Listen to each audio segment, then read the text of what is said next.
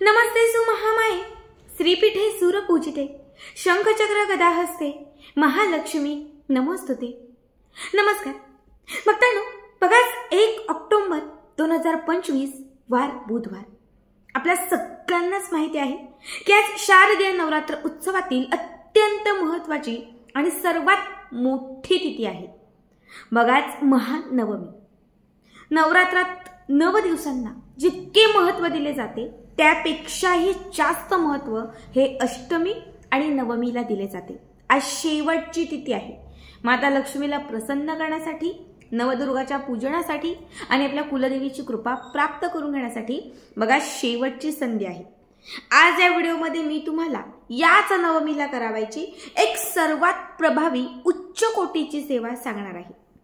आज नवमीला जर नवकवड्यांची ही सेवा तुम्ही केली तर तुमच्या आयुष्यात असणारं जे काही दारिद्र्य आहे ते नष्ट होईल। सतत येणारी गरिबी कुठेतरी संपून जाईल। खूप कर्जाचा डोंगर आहे तो कुठेतरी कमी होईल। आर्थिक समस्या तुमच्या सुटत जातील। चहूबाजूने पैशांच्या वाटा तुमच्या खुल्या होत जातील आणि मनात असणाऱ्या ज्या काही इच्छा असतील तर त्या पूर्ण होतील। बघा यासाठी तुम्हाला लागणार आहेत 9 कवड्या। जिथे कुठे पूजेचं साहित्य मिळतं त्या दुकानामध्ये कवड्या सहज मिळतील। 9 कवड्या घरी घेऊन यायच्या आहेत। पिवळ्या, सफेद कुठल्याही चालतील।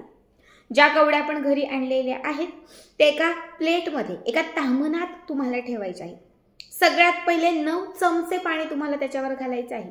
बघा 9 चमचे पाणी घालायचं आहे आणि त्याच्यानंतर तुम्हाला हळदीचं पाणी 9 चमचे घालायचं आहे। एक वाटी घ्या किंवा प्लेट घ्या।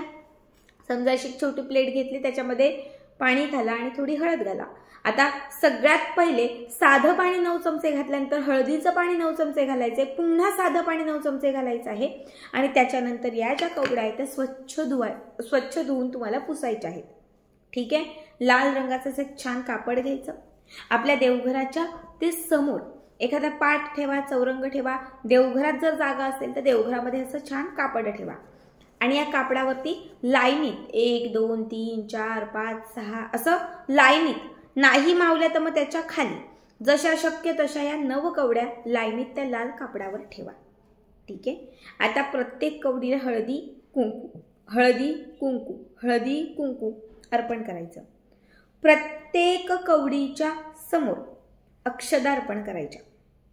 प्रत्येक कवडीला दिवा ओवाळायचा। एकदाच एकत्र नाही, पहिल्या कवडीला, दुसऱ्या कवडीला, तिसऱ्या, चौथ्या, 5व्या असं 9 कवड्यांनाही तुम्हाला दिवा ओवाळून म्हणजे दीप ओवाळून घ्यायचा आहे। दिवा ओवाळून झाल्यानंतर तुम्हाला उदबत्ती ओवाळायची आहे। एवढं करून झालं की त्याच्यानंतर तुम्हाला 9 हिरव्या वेलच्या घ्यायच्या आहेत। ज्या हिरव्या वेलच्या आपण घेतलेल्या आहेत त्या हिरव्या वेलच्यांना तुम्हाला सुगंधी द्रव्य म्हणजे सुगंधी अत्तर, तुमच्याकडे गुलाब अत्तर असेल तर गुलाबी नाही, तुमच्याकडे हिना अत्तर असेल तुम्ही हिना लावा, कारण हिना अत्तर आपल्याकडे असतंच, आपण स्वामींना तेच लावतो। जे कुठलं अत्तर असेल ते तुम्हाला 9 हिरव्या वेलच्यांना लावायचं आहे।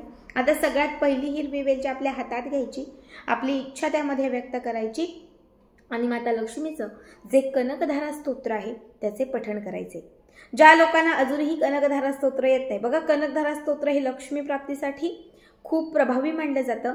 नाहीच तुम्हाला येत तर महालक्ष्मी अष्टक म्हणा आणि ही हिरवी वेलची जी आहे ती पहिल्या कवडीजवळ अर्पण करा। पुन्हा दुसरी हिरवी वेलची घ्यायची। याच पद्धतीने इच्छा व्यक्त करून कनकधारा स्तोत्र किंवा महालक्ष्मी अष्टक म्हणून ही हिरवी वेलची अभिमंत्रित करून दुसऱ्या कवडीजवळ ठेवायची। बघा अशा आपण गेटलेल्या 9च्या 9 हिरव्या वेलच्या एक एक करत अभिमंत्रित करत तुम्हाला त्या कवड्यांच्या समोर अर्पण करायच्या आहेत। ठीक आहे। आता 9 हिरव्या वेलच्या कवड्यांच्या समोर अर्पण केल्या की त्याच्यानंतर तुम्हाला 1-2 तास मोजून 2 तास ह्या कवड्या तिथेच ठेवायच्या आहेत। उचलायच्या नाही, हलवायच्या नाही, काहीच करायचं नाही। 2-2.5 तास तुमचे पूर्ण झाले की त्याच्यानंतर पहिली कवडी आणि हिरवी वेलची उचलायची। पहिली कवडी आणि हिरवी वेलची उचलायची।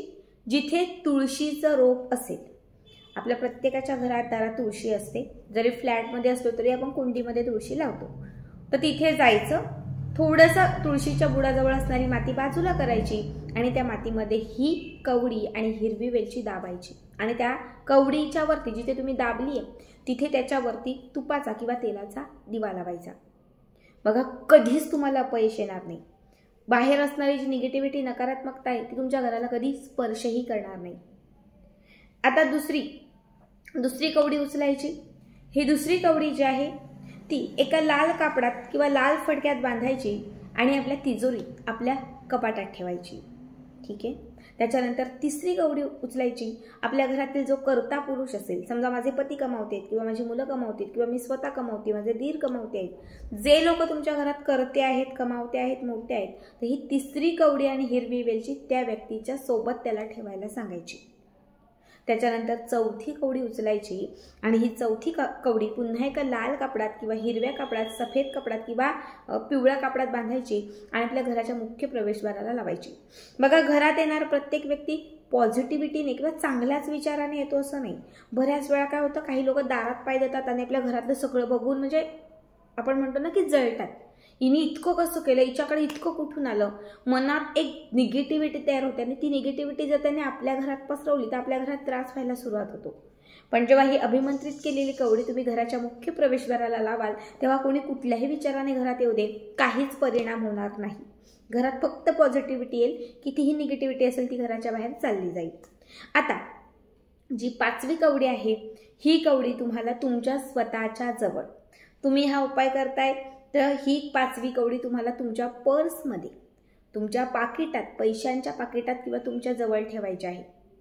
आणि आता शेवटच्या ज्या 4 कवड्या उरलेल्या आहेत त्या 4ही कवड्या लाल कागदात, सफेद कागदात, लाल कापडात, हिरव्या कापडात, काळं सोडून कुठल्याही कापडात तुम्ही या 4ही कवड्या बांधू शकता. म्हणजे त्याच्यासोबत असणाऱ्या हिरव्या वेलच्या सुद्धा 4 वेगवेगळ्या कापडात तुम्हाला बांधायच्या आहेत. आणि घराच्या आतमध्ये ज्या 4 दिशा आहेत, पूर्व, पश्चिम, दक्षिण, उत्तर, त्या 4 दिशांना तुम्हाला या 4 कवड्या ज्या आहेत त्या स्थापन करायच्या आहेत.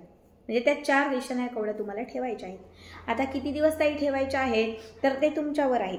मी स्पेसिफिक असं सांगू शकत नाही, पण तुम्ही कमीत कमी एक सव्वा महिना तुम्ही हे ठेवून बघा.